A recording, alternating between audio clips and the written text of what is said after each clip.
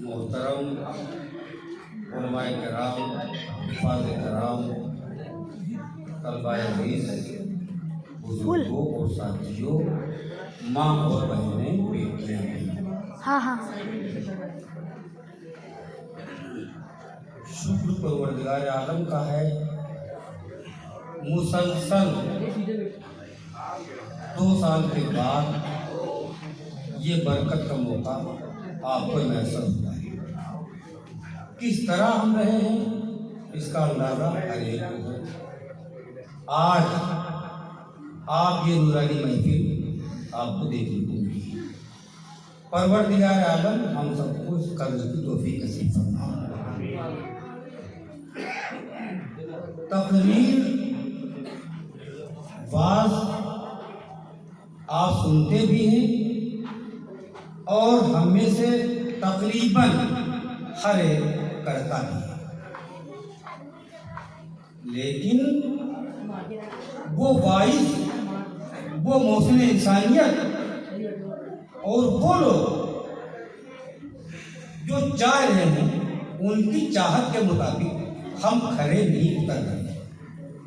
इसलिए कुछ न कुछ कमजोरी है और हम लोग पस्ती की तरफ जा रहे हैं। अल्लाह ताला आसान मामला फरमाए। ये इजलास बच्चों के मुजाहरे का भी है और हिफाज़ किराम की दस्तकार का है। तफसीली गुफ्तगू आपको मालूम है और आप सुनते भी हैं और मेरे बात सुनेंगे भी, क्या इसकी अहमियत है। हल्की मामूली रोशनी आपके गुफ्तगू से गुजार करना चाहिए। कुरान करीम 23 साल में उतरा और वो अल्लाह के नबी मोहम्मद अरबी, अरब का रोशन चांद सल्लल्लाहु अलैहि वसल्लम,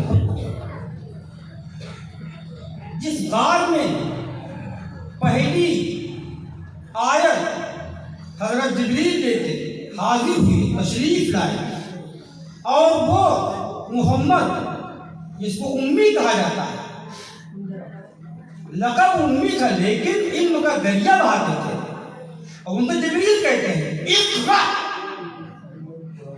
इक़रा कैसे पढ़ते वो जब उम्मी थे?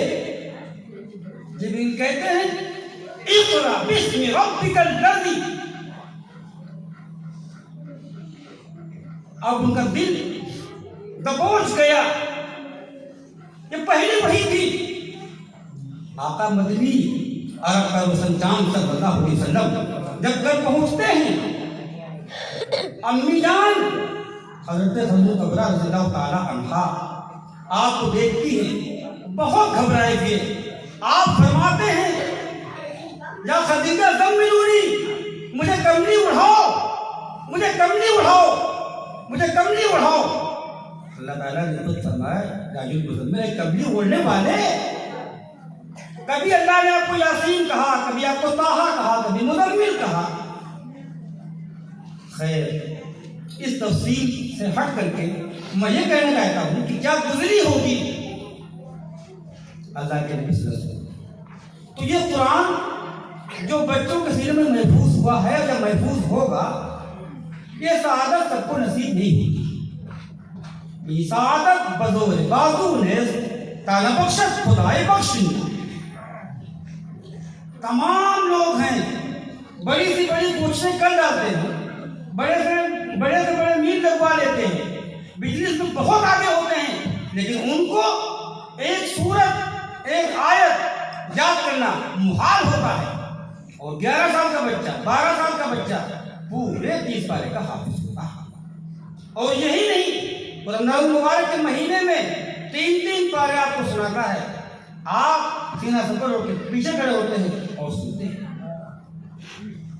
हजरत अब्दुल कादिर जिलानी रहमतुल्लाह अलैह, जिनको बड़े पीर कहा जाता है, हजरत बड़े पीर थे, उनकी भी दस्तार हुई। जब वो हाफिज हुए तो उनके उस्ताद ने ये चाहा कि इनके सर पे दस्तार कर दी जाए।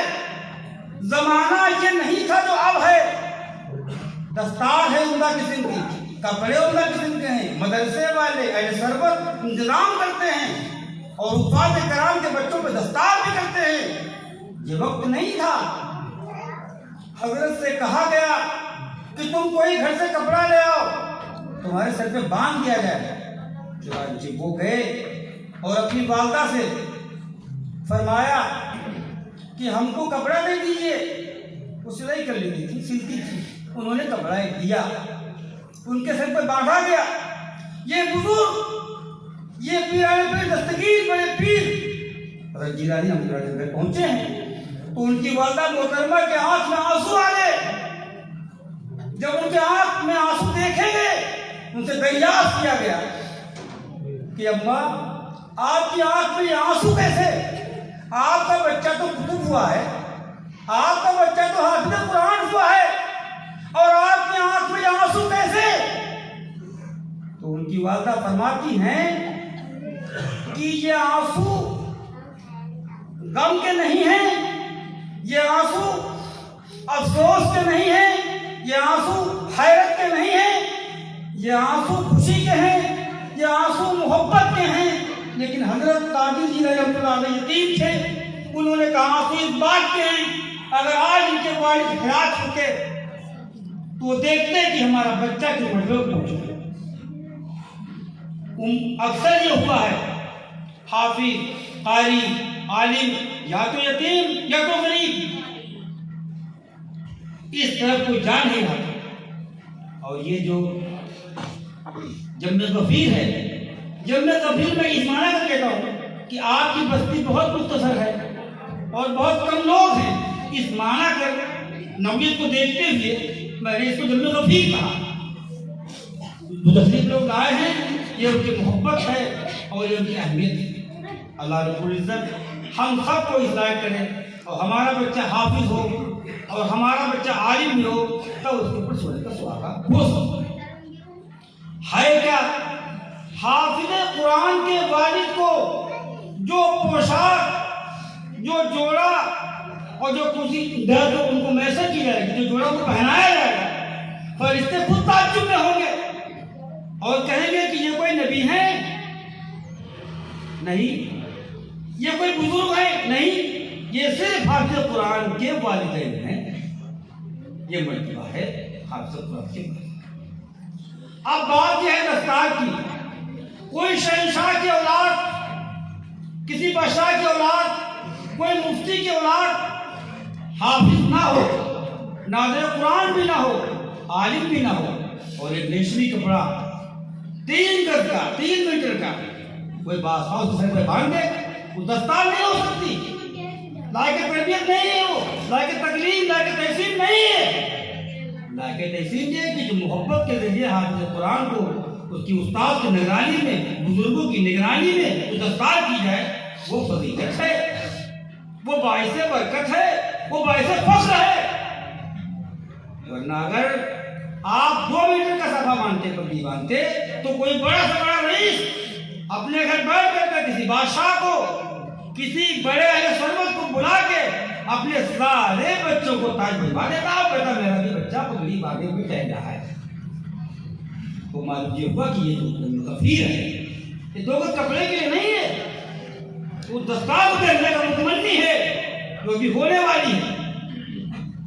मर्तबा क्या है हाफिज का? मर्तबा क्या है? हज़रात सहाबे किराम रज़ियल्लाहु ताला अलैहिम अजमईन फरमाते हैं कि हम में से हर एक 11 साल का नहीं होता था, हाफिज होता था। हर एक हज़रात साहबा फरमाते हैं कि हम में का हर एक 10-11 साल का होता था, ज्यादा नहीं होता था, हाफिज होता था। और हाफिज होने के साथ साथ कुरान को समझता भी था, कुरान को समझता भी था। ऐसा नहीं कि बिला वजह वो कुरान को हिफ्ज़ कर ले। कुरान को याद करना, महफूज करना, उसकी हिफाजत करना, उसके ऊपर अमल पैरा होना, यह है इस्लामी जिंदगी और यह है मुसलमान की इज्जत और भलाई का मामला और मक़सद का वादा। आपको कुरान याद है, आप पढ़ते भी हैं और कुरान के ऊपर आप अमल पैरा भी हैं, आप 2 रकम पहुंच जाए नामुमकिन, शक्ति मौत की हो जाए नामुमकिन, कब्र में आपको सब शक्ति हो नामुमकिन, नहीं हो सकता। कुरान खुद का अमीर है, कुरान खुद गवाह है, कुरान खुद कहेगा या अल्लाह ये मेरा पढ़ने वाला, या अल्लाह ये ज़बान तिलावत करने वाली 2 तक की तरफ कैसे पहुंचेगी? कुरान गवाह होगा। कुरान ने खुद परवरदिगार आदम ने जगह जगह आपको मुतनब्बे किया। क्या मुतनब्बे किया? तावनु अलल बिर्रि वत तक़वा, कि आप जो है नेकी और तक़वा कीजिए और तक़वा वालों की मदद कीजिए। जो कुरान ने कहा कि नहीं कहा? कुछ बाकी नहीं रखा जो कुरान ने आपको बता न दिया हो। कुरान हकीम ने यह भी कहा अक़ीमुस्सलात व आतू ज़कात, कुरान ने यह भी कहा कि नमाज को कायम रखिए, ज़कात को अदा कीजिए। कुरान ने यह भी कहा। कुरान ने कुछ बाकी नहीं रखा और कुरान ने खुद अपने नबी, अपने महबूब अरब का रसूल सल्लल्लाहु अलैहि वसल्लम को फरमाया अल्लामा का मालूम तो कुल तालम। भाइयों साथियों, अमल की जिंदगी अपनाइए, इसी में हमारी आपकी खैरियत है। और अगर कुरान की कदर हमने नहीं की तो कुरान कुर्बे क़यामत चल रहा है, कुर्बे क़यामत है, ये कुरान भी हमसे ले लिया जाएगा, बल्कि समझिए कि ले लिया जा रहा है। कैसे? जैसे आपने देखा होगा बहुत पहले नहीं, चंद ही साल पहले, तकरीबन 20 साल पहले या 25 साल पहले देखा होगा, आम के बाग के पास से जो गुजरता था उसको बुलाता था बाग वाला, 2-4 किलो उसको आम दे देता था। देखा आपने? देखा होगा आपने। आम की बाग के पास से जो गुजरता था तो वो बाग वाला बुला के उसको आम दिया करता था कि ले जाओ खाना। अब अगर आम की बाग से गुजरेंगे आप तो आपको भूरी निगाह देखता है। ऐसा तो नहीं कि हमारे आम के बाग में कुछ मांगने आ गया हो, तो आम की बहुत कमी हो गई, ये नेमत चली गई, बहुत कम हो गई, ना के बराबर हो गई। क्यों?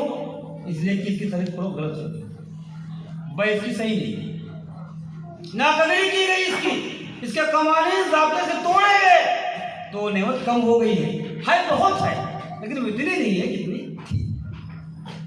आगे आ जाइए, ईमान कितना है, इस्लाम कितना है, ईमान कितना है, मजबूती कितनी है, कुरान पे अमल पैरा हम कितने हैं, इसका अंदाजा होगा।